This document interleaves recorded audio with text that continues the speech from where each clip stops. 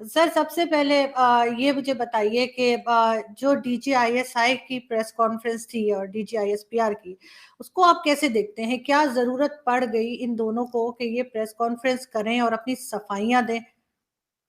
देखें, ये जो प्रेस कॉन्फ्रेंस है इसको दो हिस्सों में तकसीम कर ले। एक एक बहुत बड़ा तबका with in the armed forces I think and outside भी ये कह रहा है कि इनको नहीं करनी चाहिए थी प्रेस कॉन्फ्रेंस। एक कह रहा है कि नहीं करनी चाहिए थी। जो कह रहा है क्यों करनी चाहिए थी उसकी एक वजह है, अगर आप उनसे चेक भी करें तो वही, और वही बातें आज भी प्रूफ हो रही हैं। जो कल रात कामरान शाहिद ने इंटरव्यू किया और उसने कहा कि भाई बेसिकली तो उनको गोलियां मार के तशद्दद करके उस सीट पे बिठाया गया और बड़े नज़दीक से जो है वो उनको गोली मारी गई, और पुलिस ने मिसटेकन आइडेंटिटी की बात की। ये राना सनाउल्लाह इंटीरियर मिनिस्टर ने भी बात की। सो इट मीन्स कि वो ताने बाने जोड़ रहे हैं। 75 सालों में पाकिस्तान की फौज को किसी ने भी इतना ज़्यादा कमज़ोर नहीं देखा है। हमेशा हम देखते थे जो प्रधानमंत्री होता था पाकिस्तान का या बड़ा नेता होता था, वही आके बेचारा खुद ही पब्लिक के सामने आकर रोता गाता रहता था कि मुझे क्यों निकाला गया, मेरी क्या गलती थी, मैं तो इन्वॉल्व भी नहीं था, मैं तो फौज के खिलाफ जा भी नहीं रहा था, मैं तो कुछ बोल भी नहीं रहा था। आज स्थिति ये हो गई है, पाकिस्तानी फौज को आके बोलना पड़ रहा है कि भाई हमारी गलती नहीं थी, हमने कुछ नहीं करवाया, अरे हम तो उसमें इन्वॉल्व भी नहीं होते हैं, हम तो पॉलिटिक्स से कोई लेना देना भी नहीं करते हैं। आज के पहले कभी भी ये सब बोलने की ज़रूरत नहीं पड़ी थी पाकिस्तानी फौज को, केवल आंखें दिखाने से ही काम हो जाता था। आज बाकायदा आके पब्लिक को दिखाना पड़ रहा है, अपनी सफाई देनी पड़ रही है। ये किया है इमरान खान, एक अकेले बंदे ने ये हाहाकार मचा दिया है। इमरान खान वजीर आजम कैसे बना? हमें तो ये पता चला था ये बड़ा पॉपुलर है और इसको लोगों ने वोट दिया। वो तो पता चला शुजा पाशा साहब इसके पीछे थे, फिर जहीरुल इस्लाम साहब इसके पीछे थे, फिर फैज हमीद साहब इसके पीछे थे, और ये आईएसआई का जो डीजी है ये न्यूट्रल हुआ है। तो सारा तमाशा खुल के सामने आ गया। तुम मेरा साथ क्यों नहीं दे रहे, न्यूट्रल जानवर, ये वो हर चीज ठीक है। यानी कि जो उन्होंने कहा रात को मुलाकातें करते थे और दिन को गालियां देते थे, मतलब इस तरह का करेक्टर है। अब 5-6 महीने से वो क्या कर रहे थे, फौज को डिस्क्रेडिट कर रहे थे। वो चाहते थे कि फौज का इमेज जो है ना, मैं और उनको ये पता चला कि मजहब card, anti America, anti West, Islamophobia, अच्छा इस सारे प्रोसेस में एंटी इंडिया नहीं रहे वो, ठीक है। पीटीआई को डीजीसी की सपोर्ट रही है हमेशा। आज डीजीसी जो है वो अपने बॉस के कहने पे न्यूट्रल है, और डीजीसी इस डीजीसी को तो आए हुए 3 माह हो गए हैं, इसकी तो इमरान खान से रौला ही कोई नहीं है। तो ये तो है इमरान खान ने बस एक बंदा निशाने पे लेके आना है। अगर आप डायरेक्ट नंबर 1 को निशाने पे ले आएंगे तो लोग कहेंगे लो जी एक और बात। अगर नंबर 2 को लेके आएंगे तो इट मीन्स नंबर 1 पे कॉन्टिन्यूसली प्रेशर रहता है। और नवाज शरीफ खिलाफ बोलते थे तो वो पॉपुलर थे। आज इमरान खान खिलाफ बोलते हैं वो पॉपुलर है, नवाज शरीफ हक में बोलते हैं वो अनपॉपुलर हो गए हैं। तो ये है वो चीज़ें जिसकी वजह से एस्टैब्लिशमेंट में डीजीआईएसआई को सामने आना पड़ा।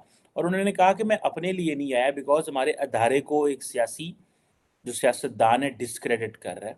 और जारी बात है उसका, और उसने जो डीजीआई ने बड़ी अच्छी बात की थी, उसने कहा जब झूठ इतना फरावानी से और कॉन्टिन्यूसली बोला जाए, ठीक है, तो सच की जो लंबी खामोशी है वो ठीक नहीं है। ये इसका मतलब ये नहीं है कि कोई ऐसा ही सारा टाइम पड़ा है, कोई जो है ना अच्छे काम कर रही होती है, वो अपने हिसाब से काम कर रहे होते हैं। और मैं समझता हूँ कि मुल्क की कोई भी खुफिया एजेंसी है, किसी मुल्क की भी हो, बेसिकली वो अपने नेशनल इंटरेस्ट के स्पेक्ट्रम में लगे होते हैं। इमरान खान का वो कहता है कि अगर 2 ब्रिगेडियर ना बैठे होते तो नवाज शरीफ को सजाएं नहीं होती। ये हमारी स्टैब्लिशमेंट को भी बड़ा शौक है सियासतदानों को सजाएं देने का।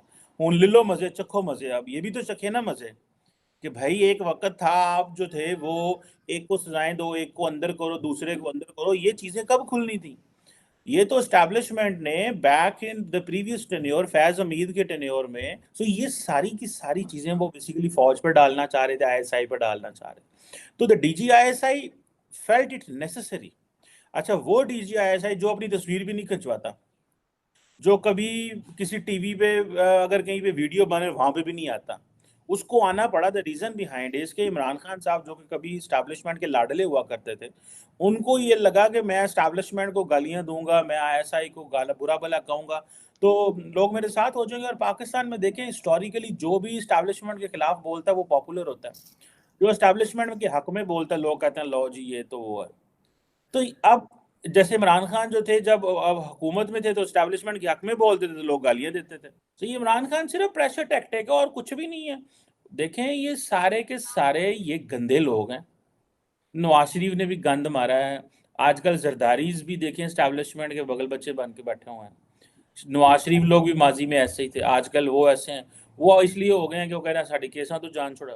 आज डॉन में इंटरव्यू में देख रहा था, ठीक है, उस वक्त तक कोई डिटेल्स नहीं आई थी, ठीक है जी। उसने कहा ये कोल्ड ब्लड मर्डर है, ये मर्डर है। और उसने ये भी कहा कि मैं ये जो लॉन्ग मार्च है इसमें खून, लाशें और ये सब कुछ देख रहा हूँ। इस बात के ऊपर इमरान खान ने उनको पार्टी से भी निकाल दिया। अब जो डी फैसल वाडा ने बात की वही DGISI ने बात की। सो जो इनके साथ खड़ा रहे, जो इनकी हमायत में, आपको याद नहीं है परवेज लाई की थोड़ी जी, जो इस वक्त चीफ मिनिस्टर पंजाब है, जिनको इमरान खान सबसे बड़ा डाकू कहते थे। परवेज लाई ने कियानी साहब को फोन किया बैक इन 2010 कि भाई, और मिले जाके कि आपके जो शुजा बादशाह DGISI वो ये कहता है कि भाई आप काफ लीग छोड़ कर PTI ज्वाइन करें। सो अब देखिए, जो फौज होती है, किसी मुल्क की भी फौज, वो बगैर अवाम की सपोर्ट के काम नहीं कर सकती। फौज तो तभी है कि अवाम साथ हो। सो इमरान खान ने पिछले अप्रैल से लेके जब से उनके खिलाफ वोट ऑफ नो कॉन्फिडेंस आया, पहले उन्होंने जनरल बाजवा को क्या क्या नहीं कहा, गालियां, फौज को बुरा भला, मेरी मदद करो, मेरे साथ खड़े हो, मैं उठा के ले जाएंगे, ये वीगो, काले वीगो ट्रेंड चलने शुरू हो गए।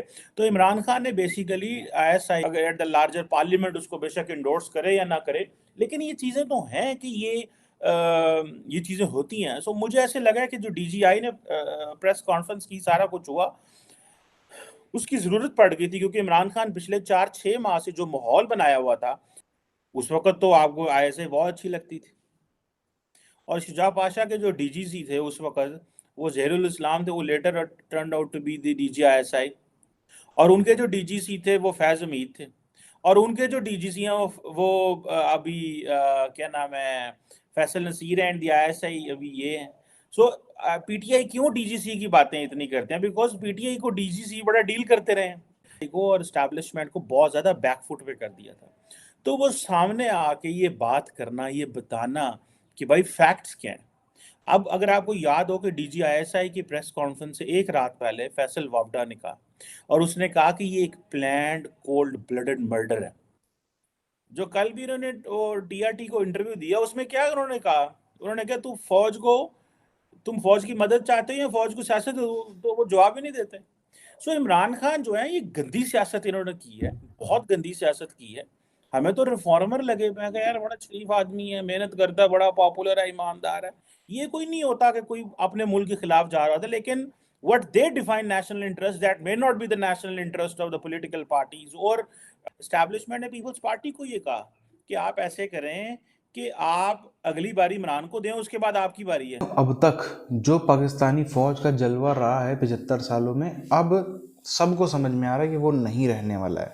अब वो दौर जो है ना, कहते हैं बीत गया। अब वो जिस तरीके से अंग्रेजों का एक समय में इतना दबदबा था, खत्म हो गया ना, वैसे ही पाकिस्तानी फौज के साथ में भी होने वाला है। होगा कुछ नहीं, सिर्फ इतने फर्क हमको देखने को मिलेंगे।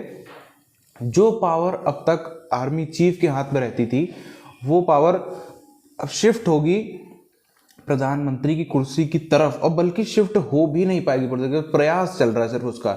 ये बीच में खिचड़ी टाइप की व्यवस्था बन जाएगी। होने क्या वाला है इमरान पाकिस्तान में, हम थोड़ा उसको समझते हैं। इमरान खान या तो रास्ते से हटाया जाएगा, जिसके अब चांसेस, मौजूदा समय में चांसेस बहुत कम हो गए हैं, क्योंकि जो उसने ये गोली वाला कांड कर लिया है, इसके बाद उसको रास्ते से हटाना बहुत मुश्किल है। अगर वैसा होता है तो फिर शायद एक भी व्यक्ति पाकिस्तान में नहीं बचेगा जो पाकिस्तानी फौज की इज्जत करता हो। फिर सब पाकिस्तानी फौज के खून के प्यासे हो जाएंगे, पहली चीज़। दूसरी चीज़, अगर उसको कुछ नहीं कराया जाता है तो वो चुनाव में जाएगा। जब भी चुनाव, वो जब तक चुनाव नहीं होते तब तक दबाव बनाता रहेगा। फॉर एग्जाम्पल हम मान लेते हैं बीच में चुनाव होते हैं, या जब उसका टाइम है अगले साल 2023 के नवंबर में, तब भी होते हैं, तब भी वो प्रधानमंत्री बन जाएगा, बड़े आराम से बन जाएगा। जैसा उसका सपोर्ट है, जैसा उसका ग्राउंड में क्राउड उसके साथ में चल रहा है, वो आराम से बन जाएगा। बहुत जनाधार उसका बढ़ गया है। उसके बाद क्या होगा? उसके बाद क्या, इतनी मेहनत करने के बाद, इतनी ताकत रखने के बाद, इमरान खान जैसा बंदा वो सिर्फ उतने में खुश हो जाएगा? कतई नहीं खुश होने वाला है। जब उसको पता है उसकी सपोर्ट पावर इससे बहुत कम थी तब वो प्रधानमंत्री रह लिया, तो अब इतने बड़े सपोर्ट के साथ भी प्रधानमंत्री ही रहना है, कतई नहीं रहेगा बंदा। वो बहुत ही ज़्यादा एम्बिशियस वाला सपना देखने वाला व्यक्ति है। वो अब इससे हद से आगे जाएगा, वो सुनेगा नहीं पाकिस्तानी आर्मी चीफ की, जो भी आर्मी चीफ हो उसकी सुनेगा नहीं। एक तरफ फौज का भी ये तय है कि हम इमरान खान को सत्ता में आने नहीं देंगे, एक तरफ ये बंदा भी लगा हुआ है। तो ये जो दोनों के बीच का क्लैश है, ये जो दोनों के बीच की झड़प है, दोनों के झगड़े हैं, इसमें तिलस तिलस के जलेगा पाकिस्तान, इसमें तिलस तिलस के जलेगा पाकिस्तान, और आखिरी यही होगा, टूटेगा पाकिस्तान, कई टुकड़ों में टूटेगा, फौज टूटेगी, पाकिस्तान की फौज भी टूटेगी। अभी भी आप देखो इदारे कई सारे इमरान खान के साथ हैं। इमरान खान सिर्फ एक नेता नहीं रहा, वो बहुत ही पावरफुल बन चुका है ऑलरेडी। फौज में भी उसका काफ़ी समर्थन है, बाहर अन्य इंस्टीट्यूशंस में पाकिस्तान के उसका अच्छा खासा समर्थन है, सपोर्ट बेस है। अब ये चीज़ें पाकिस्तान को किस हद तक ले जाएंगी, ये जो दोनों का झड़प है ये कहाँ तक जाके रुकेगी, ये देखने वाला सवाल है, जिसका हमको जवाब आने वाले दिनों में ही मिलेगा।